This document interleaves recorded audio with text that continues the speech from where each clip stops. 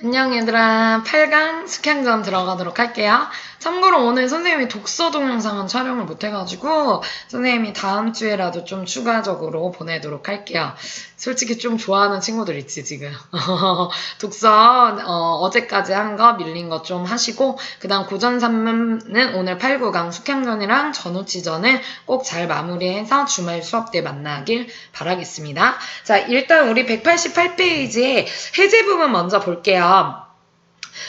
네 번째 줄 한번 밑줄 가볼까? 천상에서 죄를 지어 적강하게 된 두 선인이 지상에서 인간으로 환생한 뒤 온갖 시련을 극복하고 천생연분으로 결연을 맺고 천상계로 복귀하는 그런 내용이다 라고 얘기를 해주고 있어요.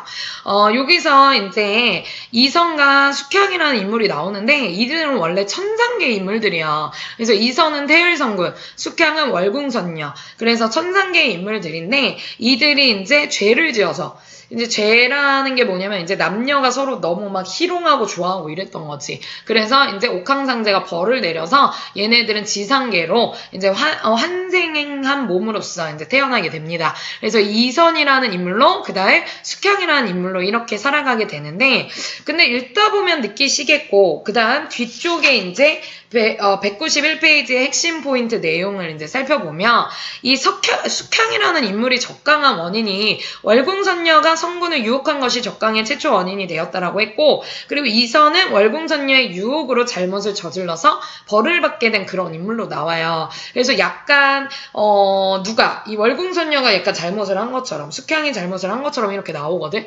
그래서 지상계에서의 삶으로 보면 이선과 숙향 중에 숙향이 더 고난을 많이 받는 느낌을 주고 있어요. 그래서 마치 그 당시 어떤 가부장적인 차별의식을 좀 느낄 수 있는 부분이다. 요 내용이 이제 우리 그 핵심 포인트에 나와 있는 부분이니까 여러분들 참고하시고 역시 문제를 푸실 때도 연관성이 있는 내용이니까 알아두시면 좋을 것 같아요. 그래서 똑같이 죄 졌는데 약간 여자가 더 그 고난의 크기, 죄가 더 큰 것 같이 뭔가 여자가 먼저 잘못을 한 것 같은 그런 느낌을 주고 있다라는 겁니다.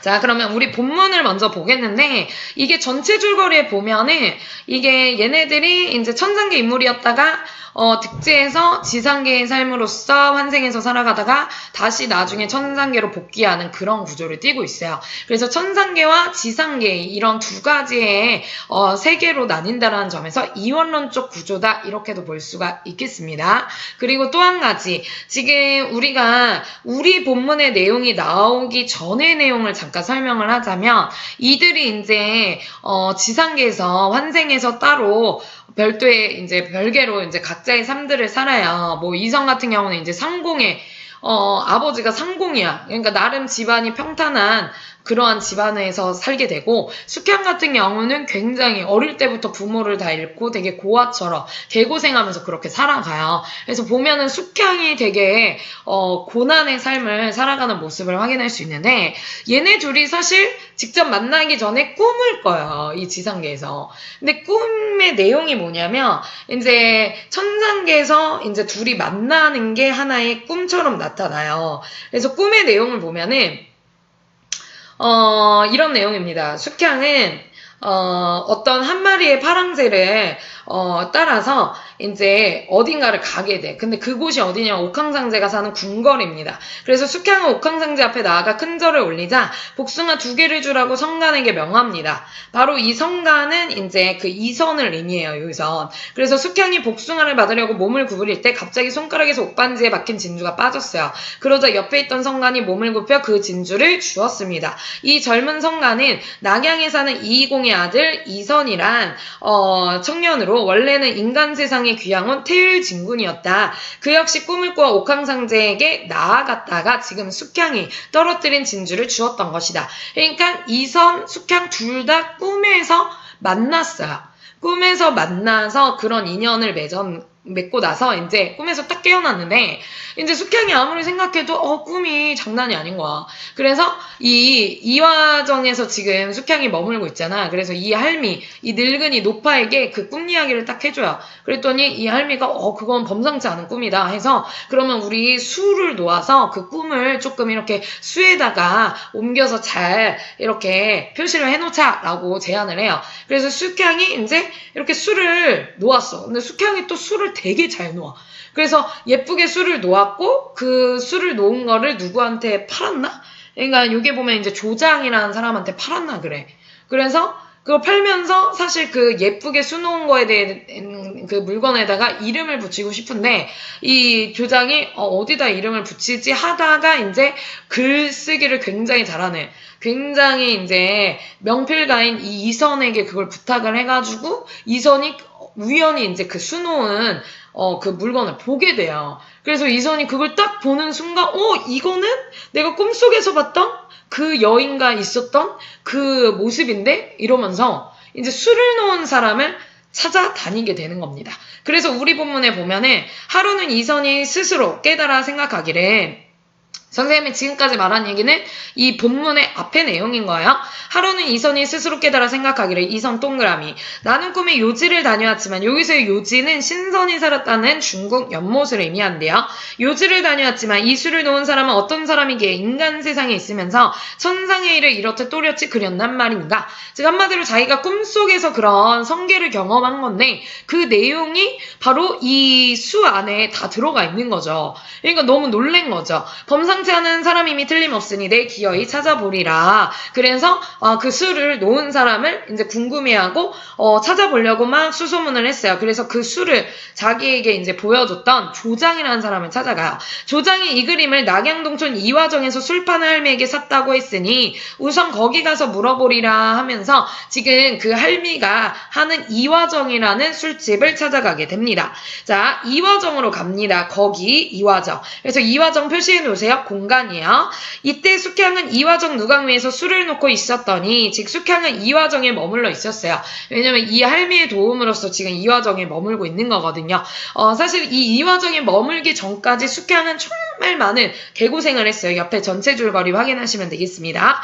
그래서 지금 숙향은 술을 역시나 그날도 놓고 있었어요. 파랑새 한 마리가 석류꽃을 입에 물고 숙향 앞에 앉았다가 얘가 꿈을 꾸게 될 때도 이제 이 파랑새가 나타나는데 그 파랑새가 또 나타난 거야. 그쵸? 그래서 입에 물고 숙향 앞에 앉았다가 북쪽으로 날아가거든 숙향이 이상하게 생각하여 새가 날아가는 쪽을 보려고 북쪽 주렴을 들고 얼핏 바라보니 푸른 비단 적삼을 입고 머리에 두건을 쓴 한 소년이 흰 노새를 타고 이화정을 향해 오고 있는지 라고 얘기를 했어요. 그래서 푸른 비단 적삼을 입고 머리에 두건을 쓴 한 소년에다 동그라미 바로 누구예요? 이선을 의미합니다. 흰 노새를 타고 이화정을 향해 노새는 약간 말이랑 약간 송아지 중간 사이? 약간 망아지 같은 뭐 그런 거예요. 소년이 흰 노새를 타고 이화정을 향해 오고 있는지라, 그쵸? 이 소년은 이선입니다. 숙향이 자세히 살펴보니 숙향 동그라미. 요지에서 반도를 봤던 성간과 흡사하거늘, 즉 한마디로 꿈속에서 봤던 그 성간과 비슷하다라는 거예요. 그죠? 자, 성간 동그라미 흡사하거늘 반갑고도 놀라운 마음에 주렴을 내리고 가만히 앉아 있었더라. 그러니까 멀리서 숙향이 보니까 저 남자? 내가 꿈속에서 봤던 그 남자인데 그 성간인데 그 얘기예요. 바로 여기서의 성간은 동그라미 이퀄 이선을 의미합니다. 네, 여기에 성간도 추가해 주시면 되겠네요. 놀라운 마음에 주렴을 내리고 가만히 앉아있었어요. 반가웠다, 놀랍다, 체크. 이윽고 그 소년 동그라미 이화정 문 밖에 이르러 묻기를 주인 계시오라고 합니다. 이 소년은 이선이죠. 학원을 할미가 나가보니 할미 동그라미 북촌 이상서댁 아들이더라. 그쵸? 이상서댁 아들 바로 이 이선을 의미합니다. 이 이선의 정보에 그것도 적어놔 주세요. 할미가 반기며 이선을 사랑방으로 모신 후에 말하기를 할미 동그라미 반깁니다. 그쵸? 그러니까 여기서 이상서댁 아들이라고 봤을 때는 이선은 나름 집안이 어때요? 그러니까 높은 신분의 그 자제라는 걸 볼 수가 있어요. 난군께서 이렇게 누추한 데를 오시니 매우 감사합니다. 난군 이퀄 이선을 의미하죠. 이생이 말하기를 여기서의 이생 동그라미 이선입니다. 마침 지나가다가 할미 집술이 매우 좋다고 하기에 들렀으니 한 잔술을 아끼지 말라 하니 할미가 웃으며 말하기를 할미 동그라미 저희 집술이 바야흐로 잘 익었으되 늙은이가 벗이 없어 혼자 마시지 못하였더니 오늘 천행으로 하늘의 운으로 난군께서 오셨으니 종일토록 먹겠습니다 하면서 자기 자신을 늙은이라고 표현을 했네요. 할미입니다. 그쵸? 근데 여기서 이생이 진짜 온 이유가 술 맛이 좋아서 온 것은 아니에요. 그쵸? 뭔가 지금 그 수놓은 사람에 대해서 알려고, 그 사람을 만나려고 지금 온 거다라고 보시면 돼요. 잠시 후 할미가 동그라미 자개 소반에 오색 그릇을 얹어놓고 인간 세상에선 볼 수 없는 온갖 그 음식을 내놓습니다. 자, 거기다 밑에 인간 세상에서 볼 수 없는 온갖 음식을 내놓는다라는 거니 뭔가 좀 이제 사용 설명서에서는 비현실적인 소재다 이렇게 얘기를 하고 있어요. 그쵸? 그러니까 조금 지상계에 천상계가 수시로 개입되고 있다 뭐 이런 식으로 얘기하고 있기는 한데 사실 이 본문만 가지고는 뭐 그렇게까지 좀 알기는 좀 뭐한데 어쨌든 그렇게 얘기를 하고 있어요. 인간 세상에서 볼 수 없는 그런 소재라고 얘기를 했기 때문에 그래서 비현실적인 소재다 요 정도로 이생은 이 그릇과 음식이 모두 기이하기에 체크 기이하다라고 이서는 여깁니다. 할미가 술 취하기를 기다렸다가 물어보려 하더라. 이윽고 할미가 동그라미 얼큰하게 술에 취하자 웃으면서 이생에게 말하기를 이생 동그라미 낭군은 이상서댁의 귀공자라. 자, 낭군 역시 이퀄 이선을 의미하죠. 이상서댁의 귀공자로서 고량진미에 파묻혀 계신 탓에 이런 총가의 음식을 먹어보지 못했을 것이다. 고량진미라는 건 기름진 음식, 즉 좋은 곡식으로 만든 음식을 의미해요. 그래서 이런 것만 먹다가 이런 총가의 음식을 먹어보지는 못했을 것이다. 거친 음식이시면 맛이라도 보소서 하고 얘기하고 있어요. 그러니까 약간 음식으로 치면 약간 대비되는 음식이니까 아마 거친 음식이지만 잘 드셔라 뭐 그 얘기요. 좀 겸손한 표현이죠. 양이라고 볼 수 있어요. 겸양.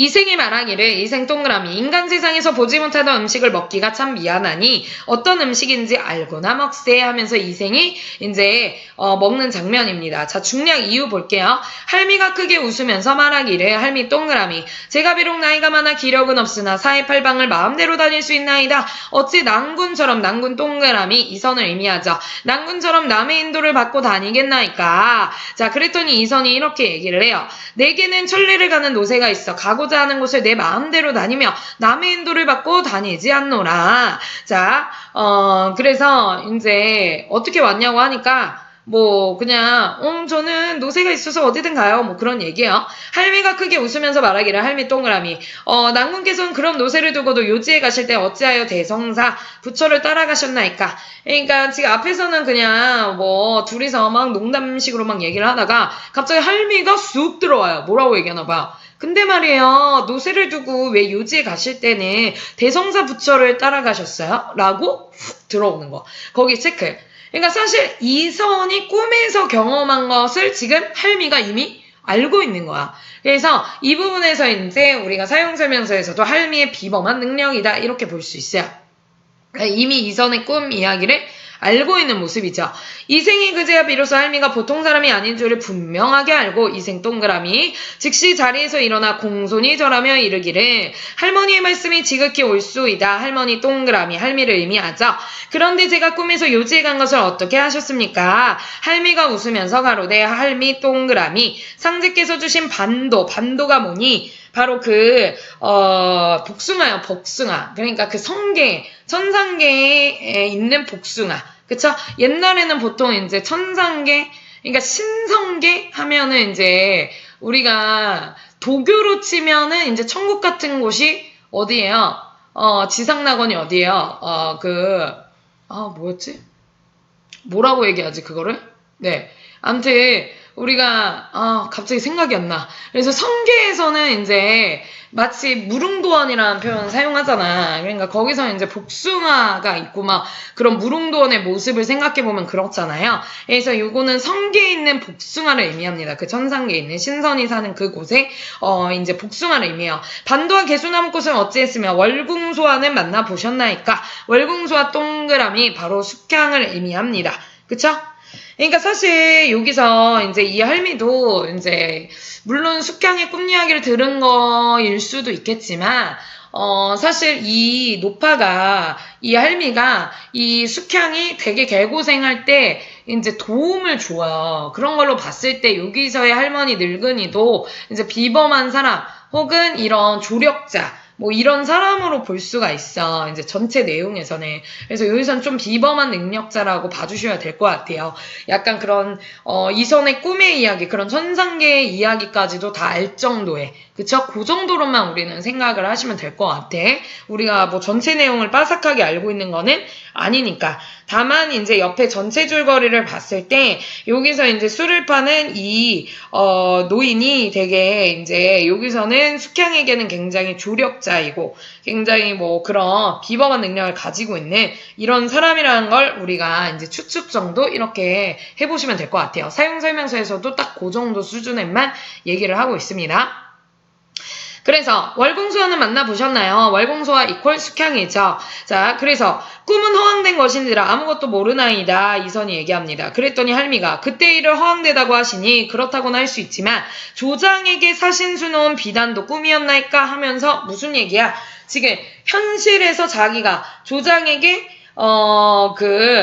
받은 수놓은 비단 그거의 이야기도 꿈이었습니까? 하면서 현실에서 겪은 일까지도 알아맞추고 있는 모습이야. 그 조장에게 샀다라는 것까지도. 그쵸? 굉장히 비범한 능력을 가지고 있죠. 그쵸? 그러니까 이런 걸로 봤을 때만 해도 이제 할미는 뭔가 좀 꿈속의 이야기, 현실에서 겪은 일 이런 걸 다 아는 걸로 봤을 때 되게 비범한 인물이구나. 요 정도로 우리가 파악을 해볼 수 있을 것 같습니다.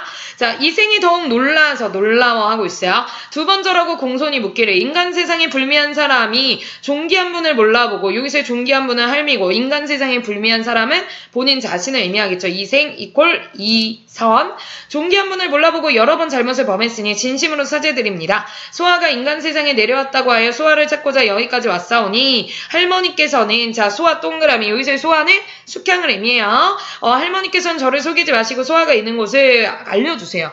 이제 본심을 얘기하고 있죠. 이하정을 방문한 목적이 뭐예요? 사실은 그녀를 찾기 위해서 온 거죠. 그러니까 어디 있는지 말해주십시오. 이에 할미 동그라미 가만히 있다가 이 말을 찡그리며 얘기합니다. 소아가 있는 곳은 알고 있어요. 그런데 낭군께서는 소아를 찾아 무엇 하시려고 합니까? 사실 알고 있죠. 왜냐면 이화정에 같이 있거든요. 지금 소아는 하늘이 정해주신 배필입니다. 부디 만나게 해주십시오. 즉 한마디로 자기가 꿈속에서 만난 여인이기 때문에 그 여인이 이제 자기의 배필이라고 생각을 하죠. 자, 낭군께서는 소아를 배필로 삼으시려거든 아예 찾지 마세요. 자, 이생이 소아에게 무슨 허물이 있나이까 하고 묻습니다. 자, 뒷장. 낭군은 상서댁 귀공자로서 자 여기서부터는 지금 누가 얘기하는 거예요? 바로 이 할미가 말하는 부분입니다. 상서댁 귀공자로 가문과 보기가 천하의 으뜸이니 부마가 안 되시며 반드시 공후의 아름다운 사위가 되실 것이옵니다. 어찌 소아 같은 것을 배필로 삼으려 하십니까? 하면서 거기다 밑줄 한번 그어볼게요. 자 지금 만류하는 장면인데 만류하는 이유 첫 번째예요. 여기 선생님 적어놨죠. 첫 번째 둘의 신분 격차. 즉 당신은 귀공자로서 가문과 부귀를 누린 사람이고 어찌 이렇게 이제 이 소아 같은 이러한 신분의 사람을 만나려고 합니까? 그쵸? 그래서 신분격차로서 얘기를 하고 있어요. 자, 어찌 소아 같은 것을 배필로 삼으려 합니까? 하면서 말리고 있습니다. 근데 사실 이거는 이선을 시험해보기 위한 그런 할미의 어떤 그러한 물음일 수 있겠죠. 이생이 더 궁금하여 묻기를 소아에게 무슨 허물이 있습니까? 말씀해 주십시오. 할미가 웃으면서 말합니다. 자, 소아가 천상에서 죄를 짓고 인간 세상에 내려와 상민의 자식으로 되었는데 즉 한마디로 상민의 자식이라는 거는 신분이 그만큼 이제 형편없다 그 얘기야. 5살 때 난리 중에 부모를 잃고 빌어먹는 거지가 되어 정처없이 돌아다녔지요. 그러다가 도적의 칼에 맞아서 한 팔을 잃었으며 포진무리에 빠졌다가 길 가는 행인에게 구제되었지만 두 눈이 먼 청맹관이가 되었고 갈대밭에서 화재를 만나 불에 대어 한 다리를 절개되기까지 했죠. 또 그 뒤에 후토 부인이 덧내어 두기마저 먹었고요. 낭군께서는 어찌 구태여 그런 병자를 배필로 삼으려고 합니까? 밑줄 긋게요. 제게는 낭군의 말씀이 진실로 헛되게 들리나이다. 두 번째 이유 뭐예요? 숙향은 이러한 개고생을 했다. 인생 역정. 을 요약적으로 제시를 했고 그리고 얘에게는 이러한 결함들이 있다. 뭐 팔도 잃었고 눈도 멀었고 다리도 절고 두기마저 먹었다. 맞아요. 그래서 이선의 부친의 태도를 숙향의 그러한 결함을 이야기하고 있어요. 그래서 그러한 결함을 쭉 나열하고 있는 모습을 볼 수가 있겠습니다. 그쵸? 그래서 여기까지는 이제 이 이선을 만류하는 두 번째 그러한 이유로서 이거를 만류한다라고 얘기를 하고 있어. 하지만 이것도 결국 결국은 이선을 시험하기 위한 거라는 거 이렇게 볼 수가 있겠어요. 자, 그래서 이생이 묻기를 소아가 전생에 무슨 짓을 죄를 지었기에 그렇게 되었나이까 하니 할미가 대답하되 할미 동그라미 소아는 전생에 월궁손녀로서 여기서의 월궁손녀 누구예요? 이퀄 숙향이죠. 옥황상제를 가까이 모시고 있었는데 태을성군에게 태을성군 동그라미 바로 이선을 의미하죠. 금단 2개를 훔쳐다가 준 죄로 인간 세상에 귀양 왔다고 하나이다 라고 얘기를 하고 있어요. 그래서 사실 이제 이 할미는 이 숙향이 천상에서 죄를 지어서 이런 벌을 받았다. 그래서 적강을 하게 된 이유까지 말해주고 있습니다. 맞아요? 자, 그래서 이생이 할미의 말을 듣고 길게 탄식하며 말하기를 이생 동그라미 인연이 정해졌으면 어찌 빈부를 가리며 설사 병자가 되었던들 어떻게 버릴 수가 있겠습니까? 라고 이야기를 하고 있어. 그만큼 나는 일편단심 단호하게 말하고 있습니다. 그쵸? 오히려 나는 빈부 같은 거를 모하지 않고 있다. 나는 그것이 별로 나에게는 상관이 없다. 이런 식으로 지금 말하고 있는 모습입니다. 그쵸? 얘들아, 위에서 지금 금단 나왔잖아. 태일성군에게 금단 2개를 훔쳐다 준 죄. 이 금단이라는 게 신선이 만든다고 하는 장생불사의 영향을 의미한대요. 그래서 그것을 태일성군에게 월궁선녀가 줬다는 죄로 이렇게 인간 세상에 귀양 왔대요. 근데 뭐 그것뿐만이 아니라 뭐 성군을 유혹한 그런 죄도 있기는 해요. 그래서 여기서는 지금 벌받아 적강하게 된 이유에 대해서 말해주고 있습니다. 어쨌든 일편단심이라고 이생은 얘기하고 있어요. 그 밑에 남국께서 비록 지성으로 찾으신다고 해도 상석께서 절대로 그런 병자를 며느리로 삼지 않을 것입니다. 요이세 상서 체크 바로 이선의 아버지를 의미하죠. 그러니 수고롭게 찾지 마소서. 그래서 이거는 세 번째 지금 만류하는 이유 세 번째 뭐예요? 이선의 부친의 태도를 언급하면서 이제 이 할미가 예측하는 부분이에요. 그래서 아마 너희 아빠가 가만 안 둘걸? 그래서 이 세 가지 이유 때문에 이선을 만류하는 모습이에요. 결국은 이제 이선이 얼마나 이제 숙향에 대한 마음이 있는지를 이제 시험하는 부분이라고 볼 수가 있겠고, 거기에 이제 사용한 이러한 말하기 방식, 뭐 요약도 쓰였었고, 나열도 쓰였었고, 예측도 쓰였다라는 거 알고 계시면 되겠습니다. 이에 이생이 하늘을 우러르며 맹세하며 이야기를 합니다. 부모님께서 비록 부마를 삼으려고 할지라도, 즉 나를 다른 집에 그럼 뭐 왕의 어떠한 부마가 원래 그런 거 아니야? 왕의 딸의 뭐 남편? 뭐 이런 게 부마 아니에요? 그러니까 아무튼 뭐 좋은 집에 그렇게 장가 보내려고 하실지라도 저는 결코 소아가 아니면 장가가지 않을 것이다. 그러니까 여기서의 소아는 이퀄 숙향을 의미하죠.